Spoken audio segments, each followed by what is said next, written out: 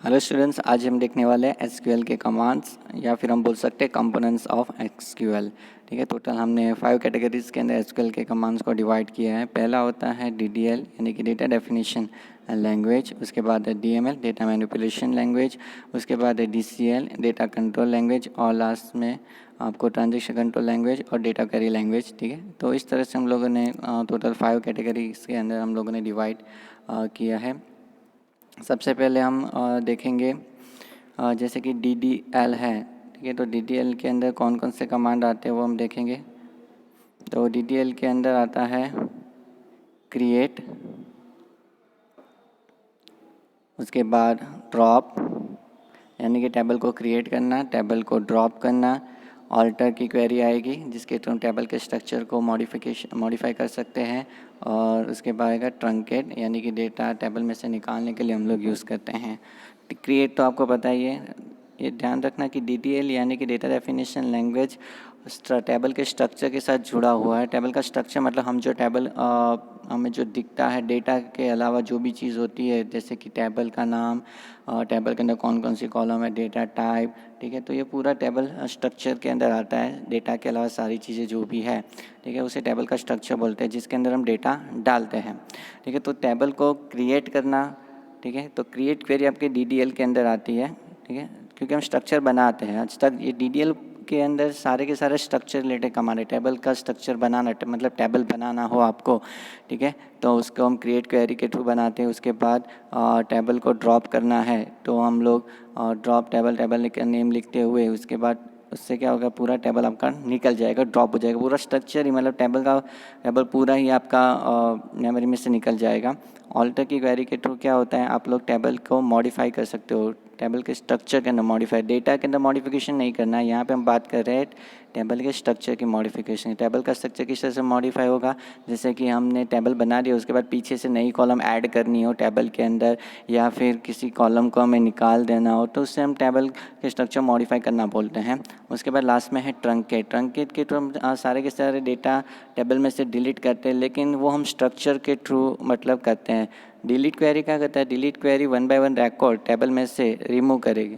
ठीक है, लेकिन ट्रंकेट टेबल भी डेटा रिमूव जरूर करता है, लेकिन वो कैसे करता है, वो पहले टेबल को ड्रॉप करता है। ठीक है, जब भी हम ट्रंकेट की क्वेरी लिखेंगे तो इंटरनली क्या होता है, और सिस्टम क्या करता है, पहले टेबल को ड्रॉप करता है, उसके बाद क्रिएट क्वेरी के थ्रू वापस टेबल क्या करेगा, रिक्रिएट करेगा। ठीक है, तो टेबल आपका वापस क्रिएट हो जाएगा।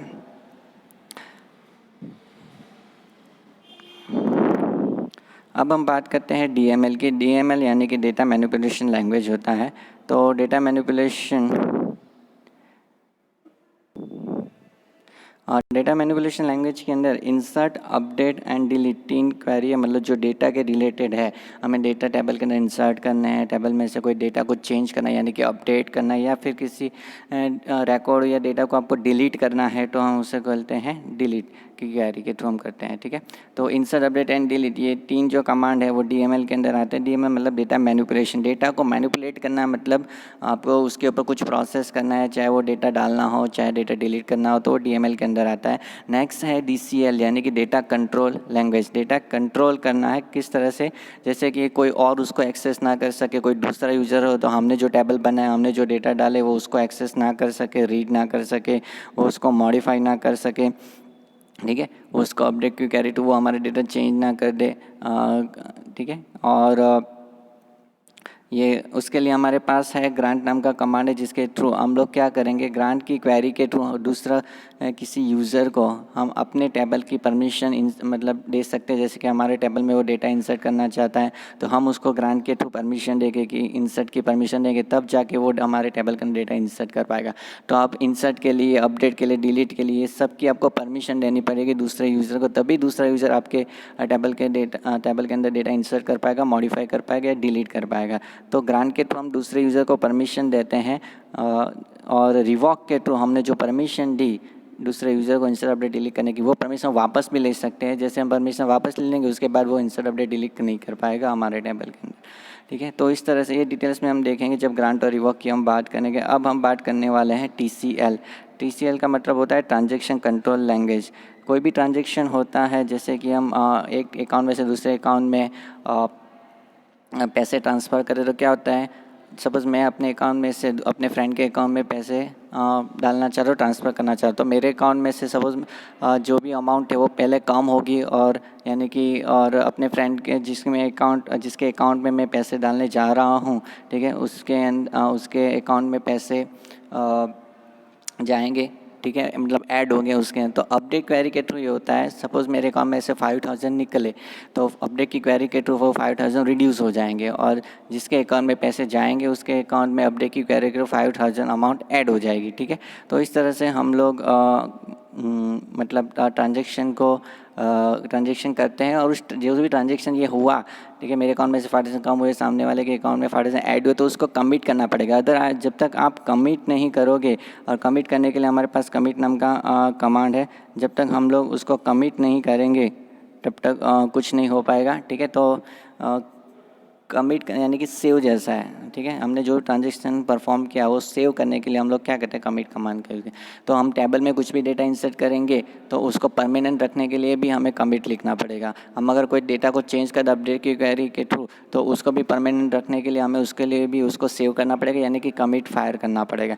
जब तक हम कमिट नहीं करेंगे तब तक डेटा हमारे सेव नहीं होंगे। अगर आप कमिट नहीं लिखोगे तो क्या होगा, जैसे आपने एसक्यूएल विंडो, ओरेकल की विंडो क्लोज कर दी, वापस ओपन की, तो वो डेटा आपके चले जाएंगे, ठीक है। और रोल बैक से क्या होता है, रोल बैक आपका अंडू की तरह है। जब बस आपने डेटा गलती से डिलीट कर दिए तो उसको वापस लाना है, ठीक है, या फिर आपने अपडेट कर दिए और आपको पुराने डेटा वापस चाहिए, तो आप लोग क्या करते हो, रोल बैक यानी अंडू जैसा है। जैसे कि आप अपने वर्ड फाइल के अंदर सब में अंडू का आप लोगों ने यूज़ किया ही है, तो रोल बैक वही है, यहाँ पे अंडू करके देते हैं आप लोग, ठीक है। यानी वह टेबल के अंदर आपको पुराने जो डेटा है वो आपको अगर लाना है अंडू करके तो आप ला सकते हो।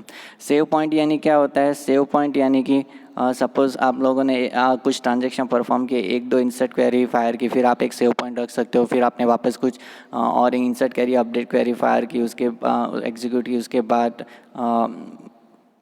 लिखी है, डैट मीन्स फायर नहीं की, मतलब लिखी है। सपोज आपने इंसर्ट क्वेरी लिखी, उसके बाद आपने एक सेव पॉइंट लिखा, फिर आपने सब अपडेट क्वेरी, उसके बाद एक सेव पॉइंट रखा, उसके बाद डिलीट, उसके बाद एक सेव पॉइंट रखा। तो ये सेव पॉइंट रखने का फ़ायदा है कि आप जहाँ तक आपको रोल बैक करना है, तो आप सेव पॉइंट करके अपने नाम लिखे होंगे तो वहाँ तक उतनी चीज़ आप लोग रोल बैक कर पाओगे, ठीक है। सारी की सारी चीज़ आपको रोल बैक नहीं करना, लेकिन जहाँ तक आपको रोल बैक करना है, जैसे मुझे लास्ट डिलीट क्वेरी की ट्रक या उससे पहले जो अपडेट क्वेरी लिखी थी वहाँ तक ही रोल बैक करना है, ठीक है। मुझे वो पहले जो इंसर्ट वाली की थी वहाँ तक रोल बैक नहीं करना है। तो ऐसी चीज़ें हम लोग कर सकते हैं सेव पॉइंट के थ्रू। हम प्रैक्टिकली देखेंगे जब हम उसको ऑनलाइन हम सेशन लेंगे, तब मैं उसको आपको ये प्रैक्टिकली बताऊंगा, ठीक है। अब हम देखने वाले हैं DQL यानी कि डेटा क्वेरी लैंग्वेज, जिसके अंदर सिलेक्ट क्वेरी आती है। सिलेक्ट क्वेरी आप सबको पता है, जैसे कि किसी भी टेबल के डेटा स्क्रीन के ऊपर डिस्प्ले करना है तो उसके लिए हम सिलेक्ट क्वेरी यूज़ करते हैं। तो टोटल हम लोगों ने देखा टोटल 5 SQL कमांड्स हैं।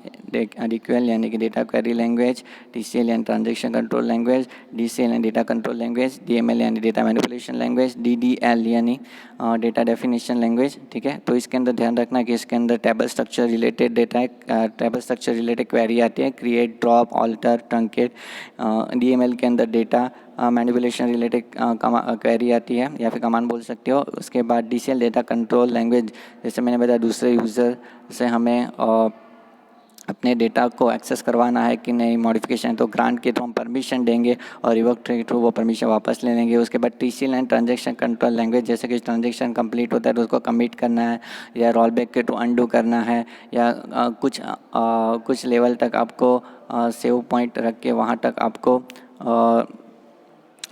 आपको रोल बैक करना है तो आप लोग कर सकते हो, ठीक है। और सिलेक्ट क्वेरी के अंदर आप लोग सारे डेटा आपको डिस्प्ले करते हैं, ठीक है। तो यहाँ पे आज हम इतना ही देखेंगे, बाकी का नेक्स्ट टाइम।